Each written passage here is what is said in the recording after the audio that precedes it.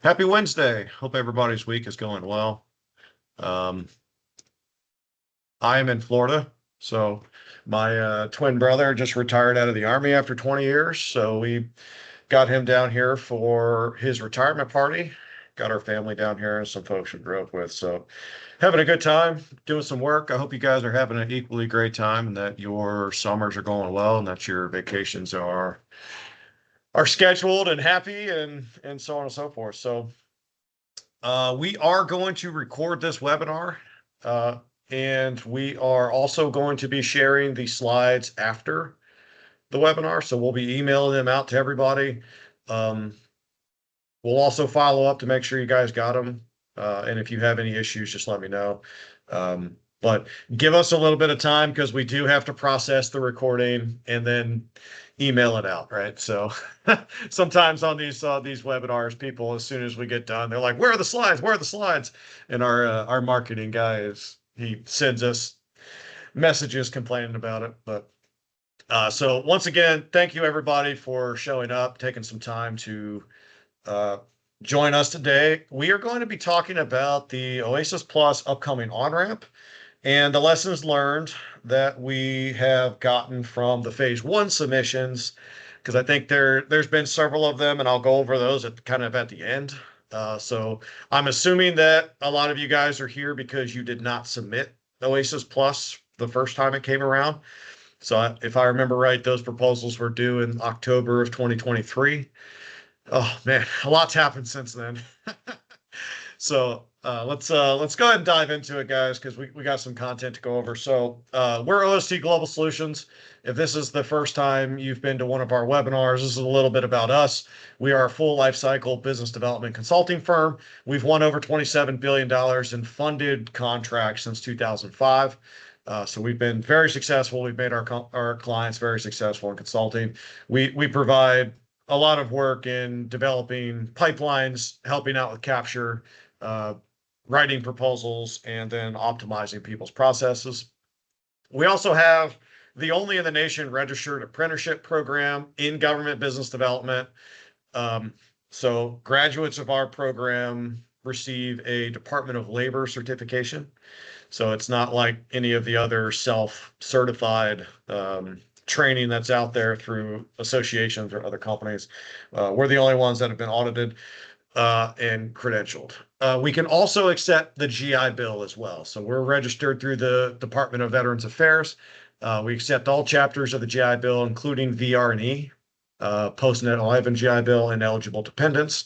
So if you are a veteran that still has GI Bill benefits, you are eligible for your expenses to be covered through the VA, through your GI Bill benefits, and you'll also receive your housing stipend as well. Outside of that, we also run an award-winning SBIR and STTR proposal lab through the Small Business Administration's FAST grant. So we do that for Maryland and Alabama. You have to be located in those states in order to apply. However, for a nominal fee, we walk you through the workshop to teaches you how to submit winning phase one grants. We are currently our content is specifically tailored to the National Science Foundation, DoD, Department of Energy, and NIH. So if you're interested in R&D grants, non-dilutive funding, you should reach out to us and we can help you out there. So before we get started, I want to announce this partnership that we just formed and a special offer. So one of the things that we've been seeing is that in the world of AI platforms, there is no one that is helping automate the capture and win strategy piece. So through our partnership, we've formed this limited time offer on AI capture automation platform until August 1st. So it's kind of running out, but we are advertising this. If you are interested in this, you can scan the QR code and book an appointment. But if you sign up, you will get 33% off the first year license cost. And we are also giving 5 free $12,000 licenses. That's a $60,000 value. And this is all of that apprenticeship information that I was just talking about on the previous slide. So you'll get 5 free licenses to that. This is self-paced. If you're interested in getting the certification, we can sign you up for that if you'd like. If you just want to take the training and the material there for that, that's also okay. So that program in our catalog has over 350 hours of training. We just added on contract growth that we delivered to a top 5 government contractor last year. And I believe we just added orals and price to win at Black Hat. So those are the three new courses that we've added to the program. If you guys are interested in this link will go directly to my Calendly. Book an appointment. I'll show you the demo. You can upscale your BD team and any customer-facing operations folks to close more and help you grow. Everybody, or a lot of people are struggling, not everybody. But certainly training your workforce to be your sales force is always a requirement. It's even more pressing now with the limited number of opportunities that are coming out and the increased competition for those contracts. So reach out to me if you're interested. Book a call. This will be available later on if you would like to do it then. So pretty cool. Happy to show you everything and talk to you about what we have going on. All right, so let's get into the market overview. Ooh, all right, so kind of some interesting stuff. Recently, there has been some major news, I believe this month. It might have been the end of June. But there are 2 very large contracts that are being consolidated within OASIS Plus. The first one is DHS PAX 3, which is the program management and administrative contract. It's an $8.4 billion ceiling. That on-ramp and competition was canceled and is going to be merged with OASIS Plus. Also, the First Source 3 contract, which is a $10 billion contract value, ceiling value, has also been canceled, and that scope is going to be split between OASIS Plus and SOUP. So this comes from the Executive Order 14240 that Trump issued on March 20th that directs the civilian and defense agencies to eliminate duplicative IDIQs and rationalize the GWACs. So there is the DHS announcement from SAM.gov. I've also heard other rumors that other contract vehicles may be going away as well, specifically TPSS, the IRS and Treasury IDIQ. I've heard rumors that might be going to Alliant 3. That might also split with OASIS Plus as well. And I've heard other rumors about the RS3 contract that was originally supposed to be merged with ITAS 3S. That might go to OASIS Plus. And also, I've heard, these are all unsubstantiated. These are just things I've heard. I've also heard Seaport Next Gen contract as well may be being consolidated somewhere else. So again, those are rumors. PAX 3 and First Source 3 have been confirmed that they will be moving, and that's an official DHS announcement. RS3, TPSS, and Seaport Next Gen, those are unsubstantiated, unconfirmed rumors, but this is the trend in government contracting, particularly since the executive order that Trump announced. DHS is just the first mover with their official announcement. So this is on sam.gov. You guys can check that out if you'd like to read it. All right, so GSA did their, I think they've gone through 3 or 4 announcements for on-ramps. Proposals, the original OASIS Plus proposals were due 2023. 2024, there was a lot of protests and stuff as they were making their rolling awards, and we are starting to get those coming out. So these are the total number of companies, unique companies that have received an award. There have been 700 unrestricted awards, 1,575 small business awards, 423 8A awards, 460 SDVOSBs, 145 Hub Zone, and 443 women-owned small businesses. So this is a very large vehicle, guys. And the current active domains, I was actually going to split them out, the awards, into the active domains. All of this is on sam.gov. But for some reason, the first small business announcement did not do that. So it kind of messed up my chart. But For kind of a little bit of history, the first OASIS Plus on-ramp or competition that happened in 2023, there were 8 domains. So that's what they are. The enterprise solution was for large businesses only. So the other 7, the first 7 there were for small business and the socioeconomic set-asides. And then if you wanted to bid on enterprise solutions, um, you had to meet the higher bar. I believe it was 45 credits out of 50. We'll get to that here in a bit. So the latest batch of awards has been on hold because there are 14 protests. I believe all of those protests are related to 8A awards, but they are holding up the STVOSB, Women-Owned Small Business, and HubZone pools. So those are on track to be, those protests are on track to be resolved in October, I believe, early October. So all the other OASIS Plus tracks continue to do their rolling announcements. What I saw from the July 2nd SAM.gov update is that the next on-ramp is going to be sometime between October and December or early fiscal year 26, which is the same time. So for some reason, all of the folks are showing up on the wrong side, which is kind of annoying. So that's kind of our time frame, guys. There's a lot of information that's out there now. We're going to go over the previous scorecard and kind of talk about what you can do today to start preparing. Right. So let's kind of move on a little bit more to the future here. So OASIS Plus, the GSA released a request for information for phase 2. And they are researching the next phase, and their RFI added 5 additional domains. And those are, I mean, obviously those RFIs have been due already. They were due July 8th. But from that, we have these 5 new domains: the business administration domain. This domain directly overlaps with PAX 3.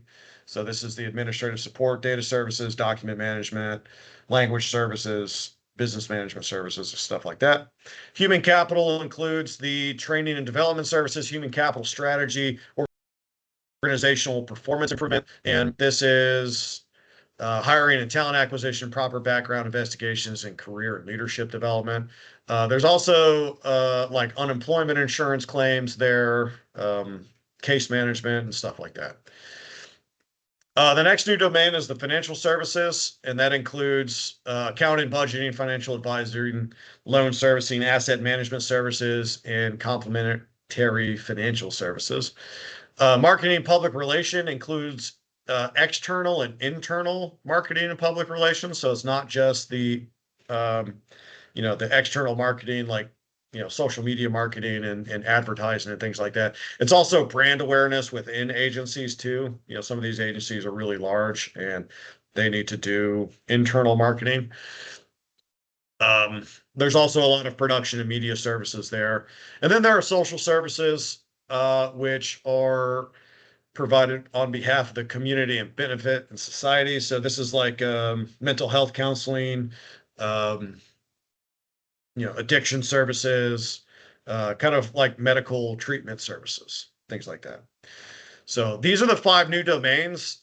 These are not official, but GSA did solicit RFIs to see what the industry engagement and interest would be, and if there will be enough qualified bidders for that. So this contract is expanding pretty significantly. These are very, very large, very, very large scope areas. So if you remember, human capital used to be done by the OMB contract, HCATS. I mean, that's been gone for a while, but that scope was specific to a vehicle prior. Now it's being wrapped into phase 2 of OASIS Plus. All right. So obviously, I talked about October, December 2025. The protests may delay that some. They're trying to get through the rest of these awards. They're trying to add these new domain areas and then build upon their lessons learned from the phase 1 submission and make any changes that they're going to make to the RFP. So hopefully we see a draft RFP as well in the next coming months so that we can prepare. But they are signaling that they're going to open the existing 8 domains plus the 5 new domains. So there will be 13 domains now. Obviously, that's subject to change. It is possible they only on-ramp for the 5 new domains, but I think they're going to do all 13. Okay, so obviously, any newcomers and incumbents seeking to add new domains should start preparing now. We have a really good idea about what the scorecard's going to be because we have the old one. So, maybe they make some tweaks to it, but it's been pretty successful so far. They've already made 2,500 awards or 3,000 awards. So it's working. And there's only been a handful of protests. Unrestricted bids, small business, 8A, STVOSB, woman-owned small businesses, and hub zones are all going to be eligible to bid again. So, everybody. Also, something to keep in mind is when you qualify for a domain, you automatically qualify for everything within that domain. So there are actually a lot of, there's a wide scope and a lot of CLINs that are specific to one domain. So all you need to do is win the domain award and you'll have access to all of the opportunities that come out under that domain.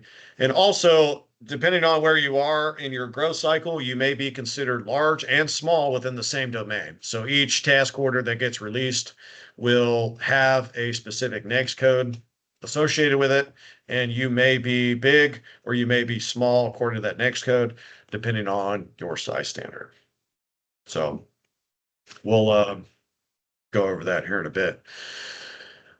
All right, so one of the things I wanted to do is there's a long time between now and then.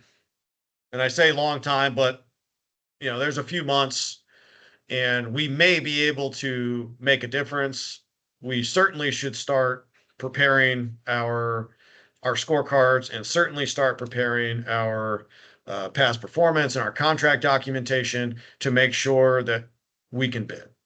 And for whatever reason, the government fiscal year Q1, there's, at least for us, I don't know about you guys, but anecdotally for us, that's where we see the largest proposals come out. So, this is OASIS Plus is not generally difficult from a proposal standpoint, but there's a lot of gotchas and there's a lot of documentation you have to find, and it just kind of takes a lot of time.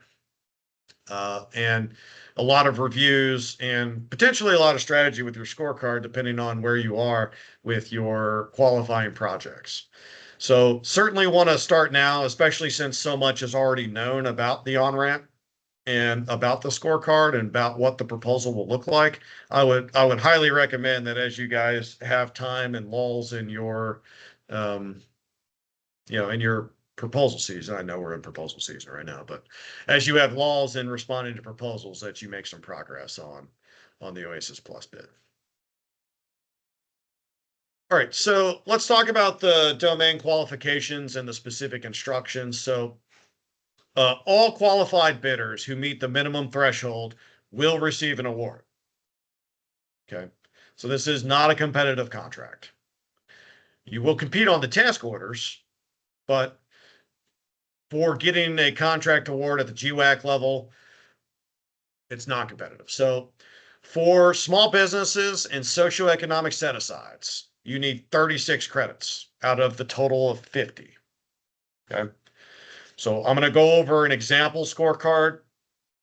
And excuse me. Oh, man. And as you guys have questions, you can just type them into the questions window. For unrestricted domains or unrestricted bids, you need 42 out of 50. There were 700 of these large businesses that received awards. And then for the enterprise solutions domain only, which is the 8th domain that I showed you on the prior slide, you need 45 credits. Okay. So a little bit of stratification here, but it's doable. So in order to be eligible for an award, we must meet or exceed the domain-specific qualification threshold. They are all different, okay? So they all have minimum criteria for what a qualifying project is like in terms of size. And for like the example that we're going to go over, it's $500,000 for each qualifying project. There are some for the small businesses that are 250,000. I don't remember the large business. I think it's 1 million. It could be larger. I'm not 100% sure. Too many numbers going on in my head right now, but each domain has its own specific qualification. Okay. And in order to win a domain, you have to submit all of the required documentation for each domain. So you can bid on multiple domains. You can bid small business, you can bid 8A together, right? But you will have to submit individual documentation for each of those. Okay. So I call it a separate proposal, but it's within OASIS submission, within the OASIS Plus submission portal. So some of the documentation will duplicate. So we helped a bunch of companies submit. Some of the documentation duplicates, but it does have to be, we do have to make sure that it is specific and relevant and meets all of the domain specific criteria. Okay. So this is one of those areas where you can get mixed up and upload the wrong documents. So attention to detail is a must on this one, because you get tossed out for whatever. And we've seen a lot of people get tossed out for really minor stuff. And I'll go through some of those horror stories to talk about too. And there's some surprising things as well. So, all right. So real quick, you have two things. You have a qualifying project, which can be a federal project or it can be a commercial project. Okay. So those are called QPs. Some of the scorecard is related specifically to federal experience only. Okay. And I'll talk about those here in a minute. And those are called FEPs. You can only submit it once per domain and solicitation. Okay. So if you're a small business, you can use the same qualifying project for different domains, right? But if you are a subcontractor and you give them that same qualifying project and your prime that bids somewhere else uses it, you'll both get disqualified. Okay. So that's happened. So make sure if you are using subcontractors, they warrant to you in the subcontracting agreement that they are only submitting this qualified project under your bid. Okay. Otherwise, both of you guys will get disqualified. All bids where it shows up. And then each, whether it's unrestricted or small business or 8A or hub zone, those are all technically different contracts. Okay. So once per domain and solicitation. So if you're bidding small business, technical and engineering, and you're bidding 8A, technical and engineering together, those are two separate bids, right? Because they're two separate solicitations. You can use the same project for those, right? But if that project shows up again in the same domain, then you'll get disqualified. Okay, I hope that made sense. There were a lot of questions about it. Maybe the government explained it better than I did, but be very careful about who you partner with and make sure that they promise to you that whatever qualifying project they give you is compliant with this requirement. Okay. I hope I explained that right. All right. I apologize for the eye chart. It is what it is, right? So I tried as best as I could to fit a lot of this stuff onto one slide so that we could kind of get an idea of what it looks like, because the government gives it in a lot of different places. But this is just an example. So what I want to do is I want to walk you through the different ways that you can earn points. Okay. So this comes from the small business and socioeconomic set-asides, and this is for domain 1, which is management and advisory domain. Okay. So the first thing is relevant qualifying projects. And a relevant qualifying project is essentially any project that is within scope of the management and advisory services domain statement of work. In each domain, there is a list of NAICS codes that are automatically assumed to be relevant if your qualifying project has that NAICS code as its main code on the contract form. Okay. So for commercial bids, you will likely not be able to use that automatic qualification. So you will have to submit supplemental information. For this domain, you are allowed to submit up to 5 qualifying projects. That can be federal, state, local, tribal, commercial, whatever. If somebody paid you for the work and there was a contract involved, you can use it. Each one, if it's found relevant, can get up to 4 credits. And then in this category, you can earn up to 20 credits.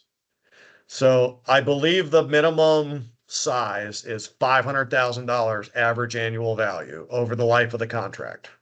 Okay. So if you have a 2-year, $1 million contract, you divide the total contract value by the 2 years, 500,000. Okay. There's a lot of Q&A about kind of some interesting scenarios about this.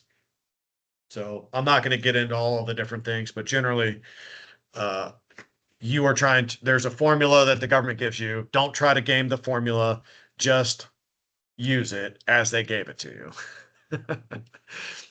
All right. So if you have a QP that is not relevant, right? So you submit, say you're going for the management and advisory services domain, and you have a QP that's not relevant, right? So it's not within scope. You can actually still submit it and get bonus points in these other areas down below, even though you won't get the 4 points for this relevance area. Okay. So that's kind of an interesting wrinkle that, for small businesses, you might be able to do that. Okay. You might be able to get some actual points for non-relevant QPs, right? So that's relevant.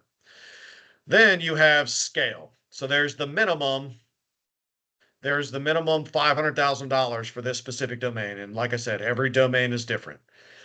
You can get up to 6 bonus points on the 5 QPs that you submitted for relevance, right? So you can't just submit new QPs here. They have to be the 5 that you submit in the relevance piece.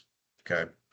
You can get up to 1 bonus point for either $1 million or 5 full-time equivalent people, right? So they define full-time equivalency. It's 20-80 hours. You talk about, so if you have a time and material contract, you would need to add that up and justify that they were FTEs and not partial people.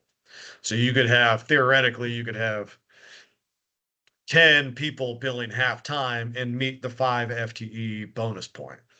Okay.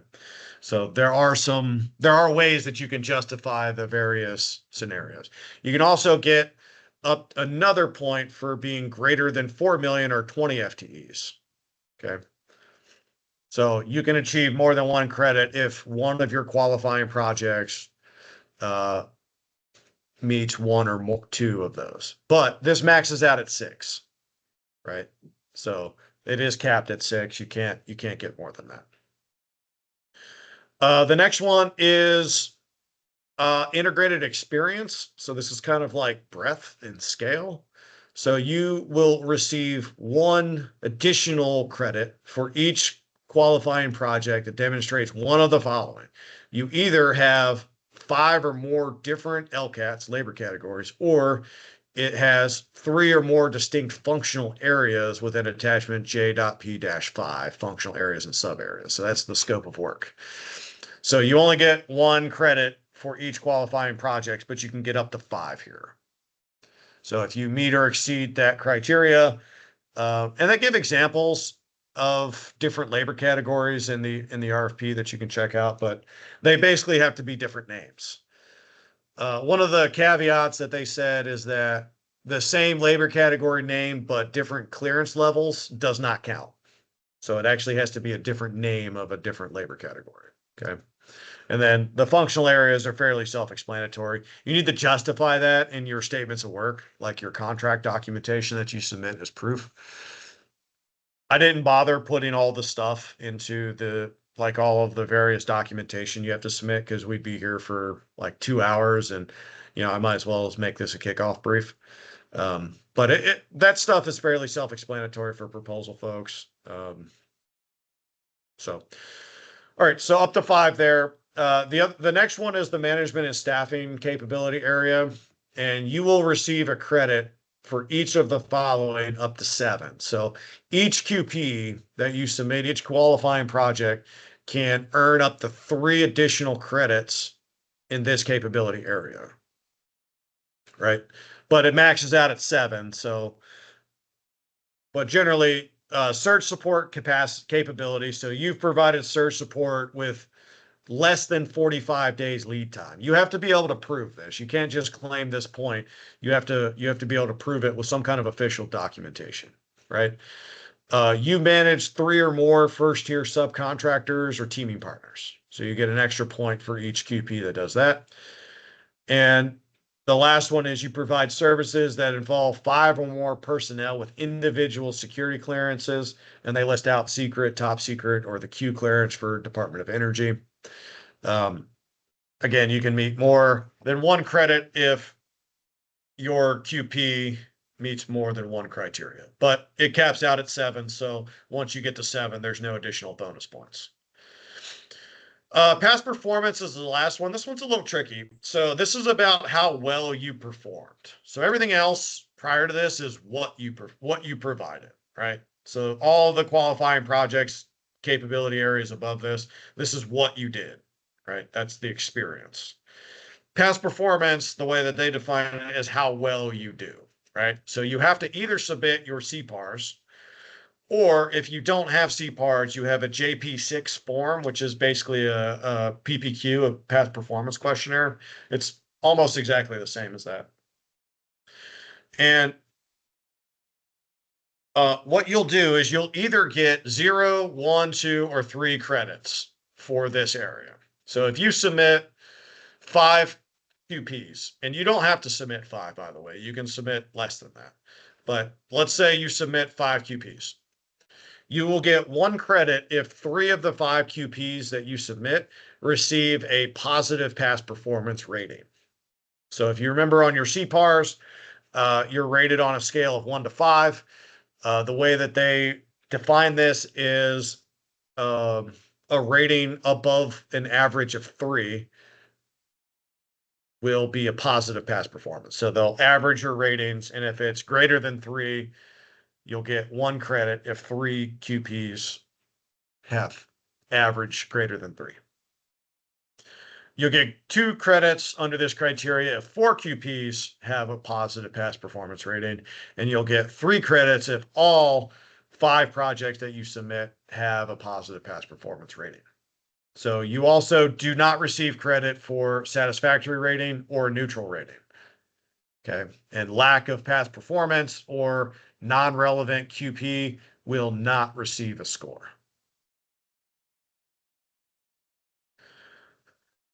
So that's how that works. So you can get, what is this? 10, 35, 42. Did I do that right? No, 41. Oh, math is hard. So just on your qualifying project, you can get up to 41 points in this domain. And like I said, each domain is different. If you guys want to see it, I have it open here. It looks like this.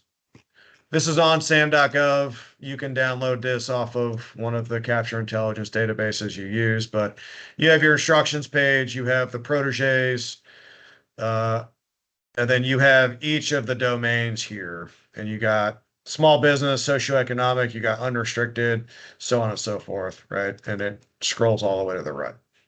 So they give you these things here. I guess the codes, the abbreviations for the tabs in the workbook. This is what they are. These all match to the domains, right? So there's nothing shocking here. They also tell you where to go in the RFP section for more information, right? So it's the section help, right? So that's what that looks like, the Excel workbook. I'd recommend you guys pull that up and start doing your war games and your simulations. We help with this. We did a lot of those when the first OASIS Plus came along. We've gotten 3 awards already, and we have 15 that are still in source selection. So doing pretty well so far. Um, all right, so this is the last part of it. You can get up to 4 credits for competition in multiple award environments. So for each task order that you submit, um, you can get 4 additional points. You can also submit additional projects for this factor. So you're not limited this time for this category. You're not limited to the 5 QPs that you submitted above. You can submit additional projects to show, hey, I have been successful winning in a multiple award environment. You can get 4 credits for that.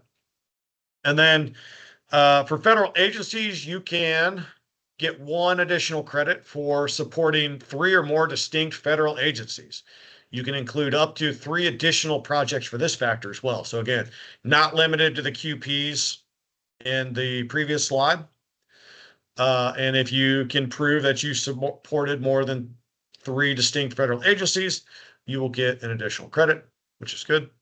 Accounting system, you can receive 2 credits for having an adequate accounting system supported by documentation described in the RFP.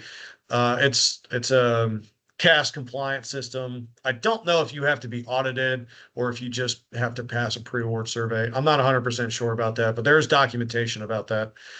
And then you can get 1 additional credit for having either a top secret or a secret facility clearance, and 1 credit for having any of the following certs: the CMMI level 2 or higher, ISO 27001, ISO 9001, ISO 22301.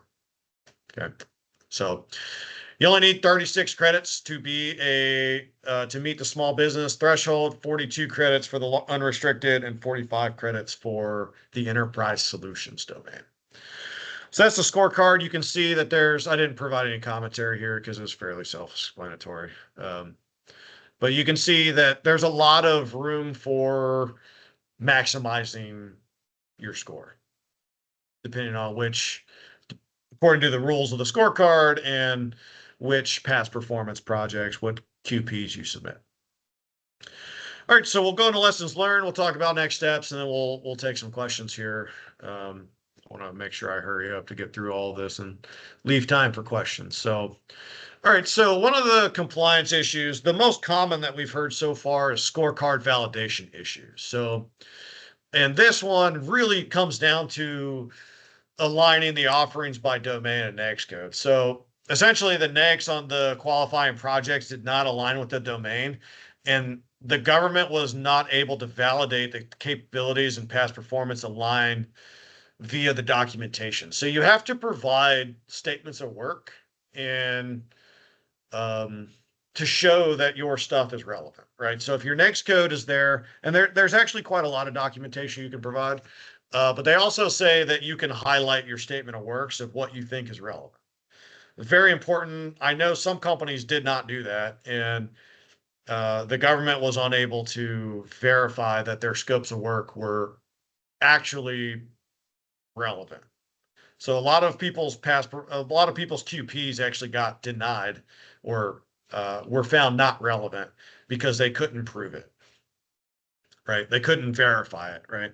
I mean, the government probably evaluated 4,000 or 5,000 bids, right? So what I would recommend is using relevant NAICS codes. So and this is an example of based on the management advisory domain relevant NAICS. So this is the same domain as we just talked about on the scorecard. These are the relevant NAICS codes.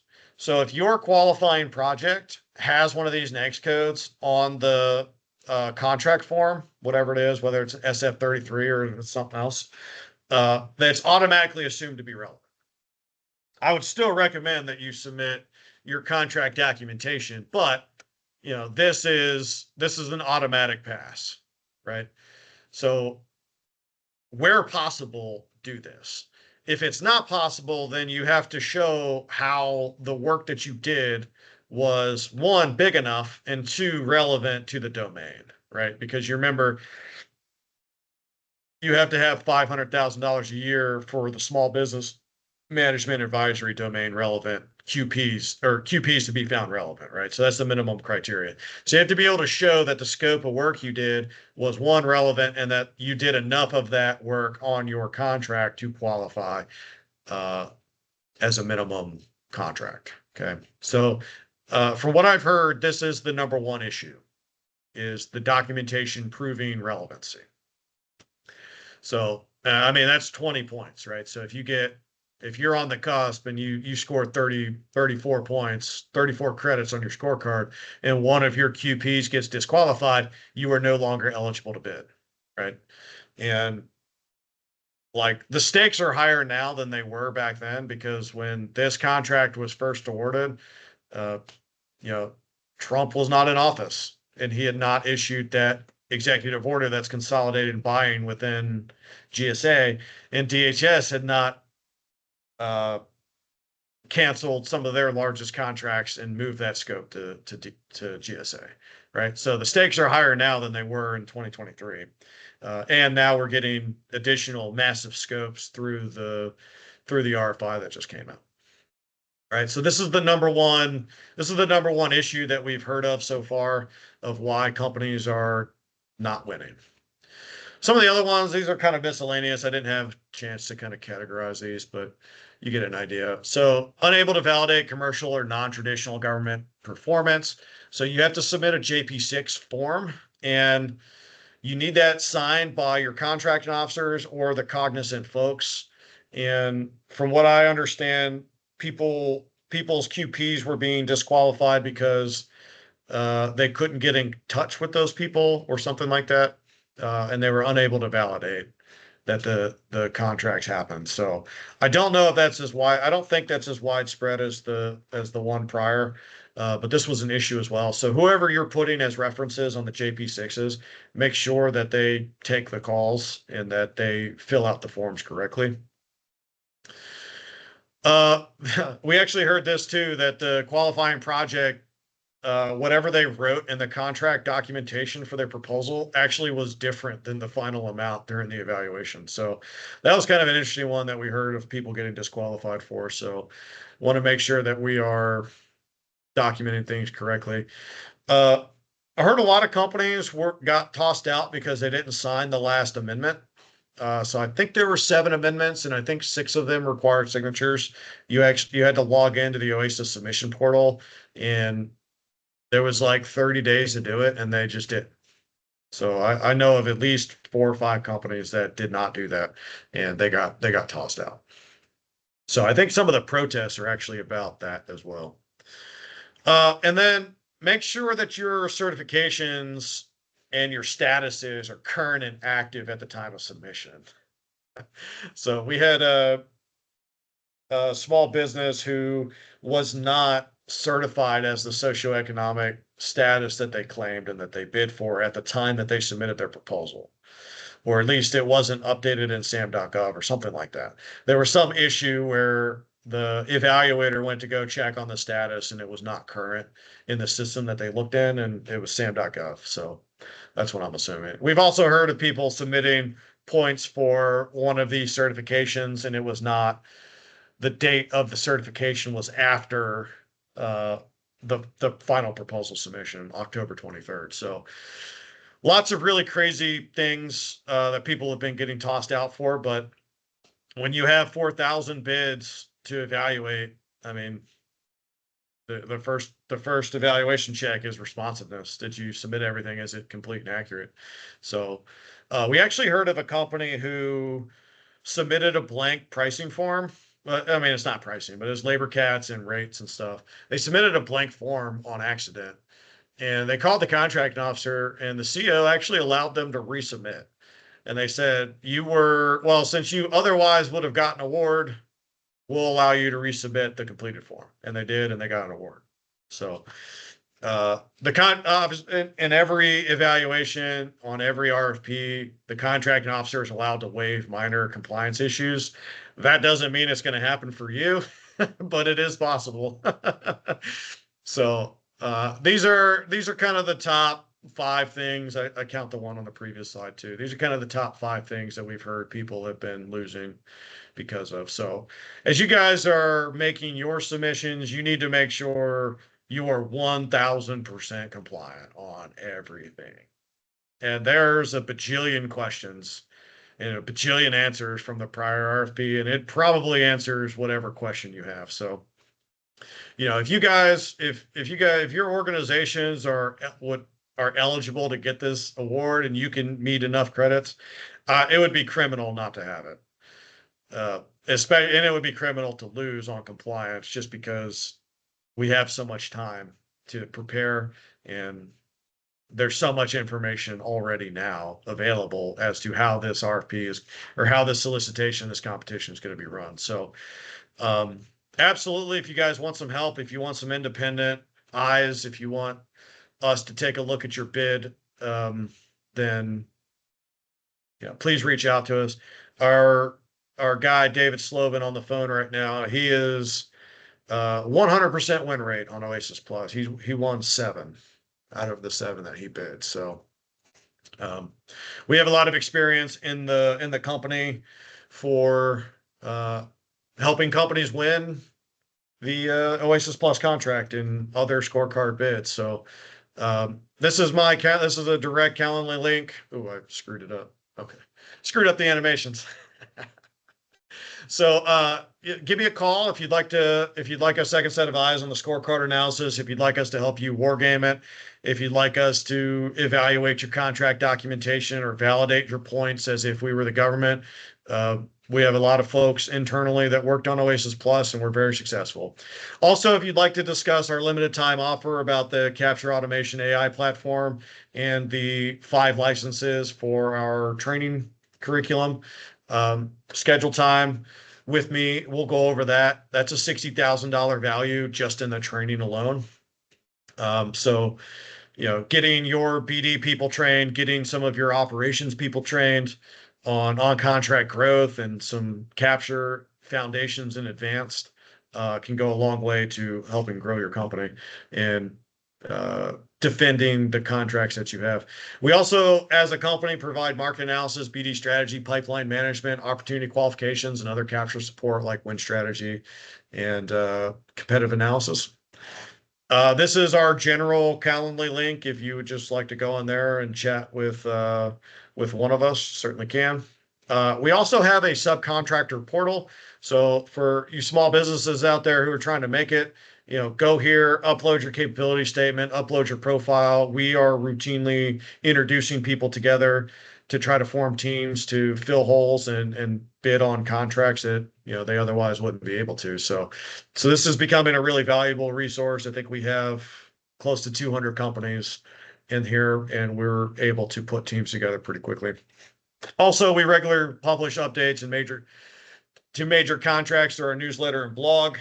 We have a webinar coming up in a couple weeks. I suggest you take a look at that. So with that, guys, we got about 10 minutes left. I'll stick around for Q&A. And, if business isn't going well right now, connect with me on LinkedIn, if it's not a good opportunity, but I'm around, I'm pushing stuff out all the time. So appreciate you guys. And let's hop over to the Q&A real quick. So, all right. So what do we have here? We got a lot of chat bots. All right. Yeah. So first question, if an affiliate can multiple sister companies go after the same domain, if so, are they allowed to bid on the same task orders, or only one can bid a task order? So in terms of the task orders, that's going to be your internal policies that govern that. Any MOUs that you guys have or interdepartment agreements that you guys have. If you have sister companies and they have unique UEIs, unique DUNS numbers, unique cage codes, they can submit by themselves.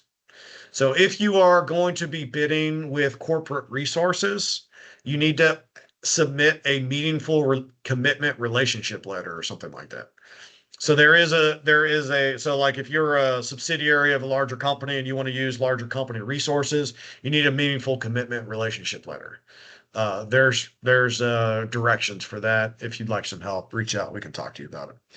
If you have a QP without the right NAICS, but with relevant scope, can you submit with the highlighted contract data, or is it automatically not valid for the 4 QP points?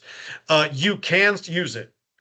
Those NAICS codes that I talked about there, those automatically say relevance, right? So if you have that, you are automatically considered relevant and in scope. If you don't, then you need to submit your contract data, your scopes of work, your whatever you have, and highlight the relevant areas to show, hey, this is actually relevant. It's large and meaningful, a significant portion of the contract. Nearly impossible to do now with the number of feds that have been fired or taken the DRP. Well, I mean, we'll see. GSA is looking, from what I understand, I've been talking with a lot of folks who are consulting with GSA, and they are looking at grabbing acquisition folks from some of the other agencies that they are potentially consuming work from. So that might solve some of the challenges. I also heard that GSA was marketing their AI that they've been working on for a long time. I heard it's not very good, so that's probably not a solution. But just what I heard. The RFI questions seem like some of the scorecard elements are up for reconsideration. Do you think GSA would change the scorecard for the on-ramp or expansion? They certainly could. I think they should, to be honest with you. Like, they have a lot of lessons learned in running the phase one acquisitions, so it's very possible that they might. I think in general, the big pieces of this are probably going to be pretty similar. So yes, they could absolutely. All right. Next question. All right. Have you heard of anyone submitting the proper justification document, but the government pushing back because they felt they stretched the PWS too much and rejected the company's document justification? I actually think that some of the protests are about that. There's been a bunch of protests, and I remember that one or two of them have been resolved for that. There's actually been SAM.gov updates about companies who have received a favorable decision in their protests, and then they get added. Um, so all of this evaluation is subjective. I mean, compliance is highly subjective. So if that's something you're worried about, I would recommend going to the GAO protest docket and reading those decisions. There might be some good information there. Next question. What is your recommendation for ensuring the government will accept a relevancy justification using the J-3 and or highlighted PWS when the next code is not automatically relevant? I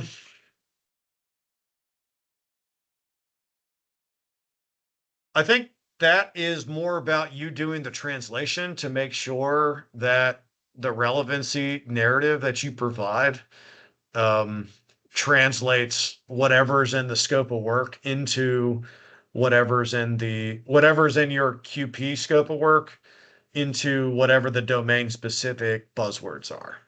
So if they don't exactly align, you'll need to do that translation. That's probably the best advice I can give. Um, again, it's a subjective evaluation. So just I would make sure that the lingo matches up, the buzzwords match up, and if they don't, that you do some sort of translations and um, some sort of documentation. What if my client does not use CPARs? You can use the JP6, which is it's like a past performance questionnaire. It's essentially the same thing as the CPARs. You submit that to them, they fill it out. Well, you have a portion you fill out, you send it to them, they sign it, they give the ratings, and then they submit that.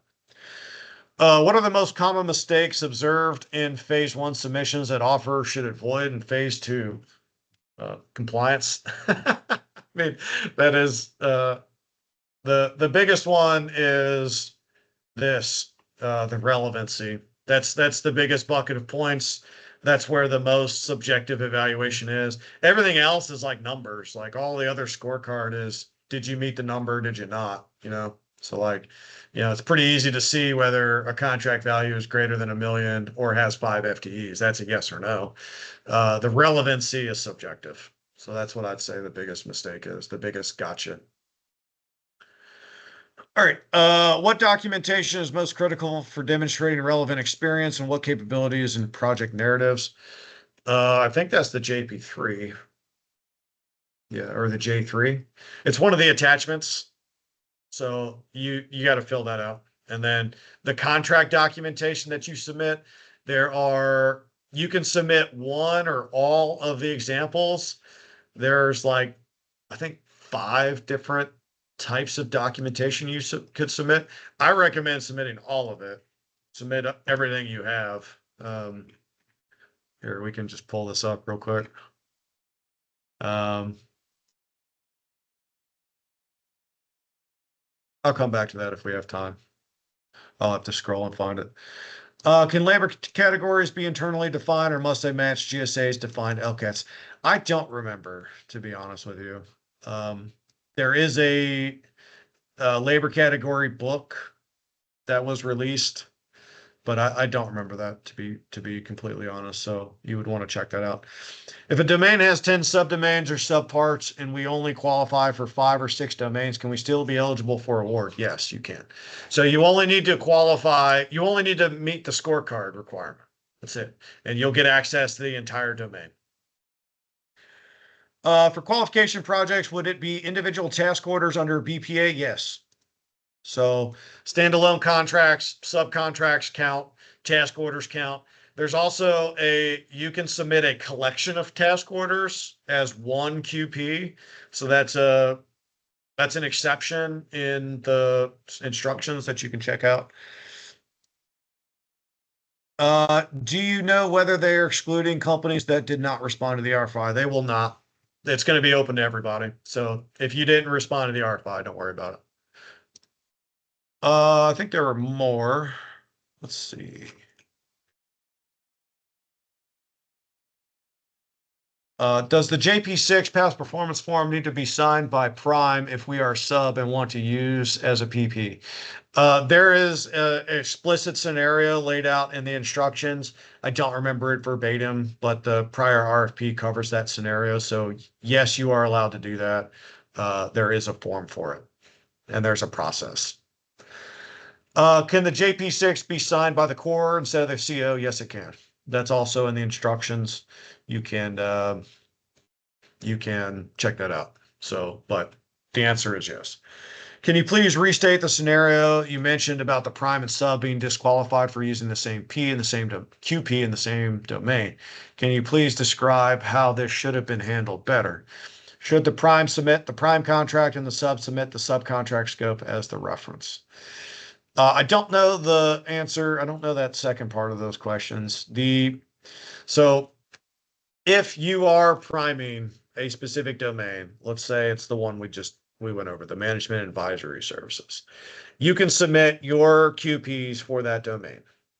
Okay. And let's say it's for the small business. And let's say you are a subcontractor on another company's OASIS Plus bid, and they are a small business as well, going after the management advisory domain. If you use the QP in both of those proposals, both bids will get disqualified.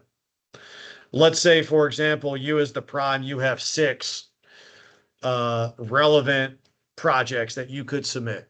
You could use 5 on your own bid and then use the other one that you didn't use on your own bid as the subcontract submission on the bid where you're a subcontractor.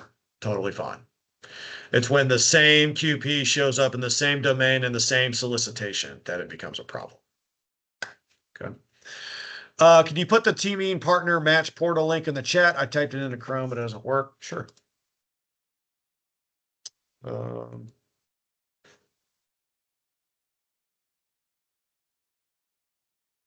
There you are. I hope that works. If it's gone down, let me know. I think it was a landing page, and sometimes those things get deleted in the website updates. So if that doesn't work, certainly let me know, and I'll get my IT guy working on it. All right. I think we got one more question. Can you please address the minimum thresholds for QPs? Thank you. Well, I missed a question. I'll come back to that. Yeah, so in the this is the JP-1, right? So this is your scorecard, basically. And for the T&E, small business, socioeconomic group, you have right here in row 2, the minimum average annual value for a QP is 500K for this domain, right? For the unrestricted, it is same domain, technical and engineering, it is 1 million. For management advisory domain, 500 grand. Unrestricted, 1 million. Enterprise solutions, unrestricted is 50 million. The minimum order threshold for task order issued through this domain is 250 million, right? So it is different on each one. This one, facilities, is 250,000. So each domain has a different one. Does the government prohibit affiliated companies from submitting multiple bids on the same task order? I actually don't know the answer to that question. I don't think I've ever heard that. I don't think so. I think they would look at that saying that, well, you guys are different companies. I know you're affiliated, but I don't think they would care. But I don't know. I don't know the answer to that. All right, guys. That is all the questions. I appreciate you all. Oh, we got one more. How do you handle commercial past performance? The same as federal, although you will not qualify for some of the federal points. So, but you can submit commercial past performance using the JP6. So with that, guys, I appreciate your time. I know we started a few minutes late. Thank you for your patience. And if you're still with us, thanks for staying with us. Hope you guys enjoyed this. I hope it was helpful. Feel free to drop me a line on LinkedIn, shoot me an email, give me a call, whatever. I'm available. And hope to see you guys on the next one. And let me know if you guys want to have a contract deconstructed. If you want me to do a webinar on something, you send that idea to me. I do these things all the time. I'm always looking for what people find interesting, right? So I hope to see you guys on the next one. I hope the rest of your week goes great and that you guys have a great summer. So have a good one, y'all. Cheers.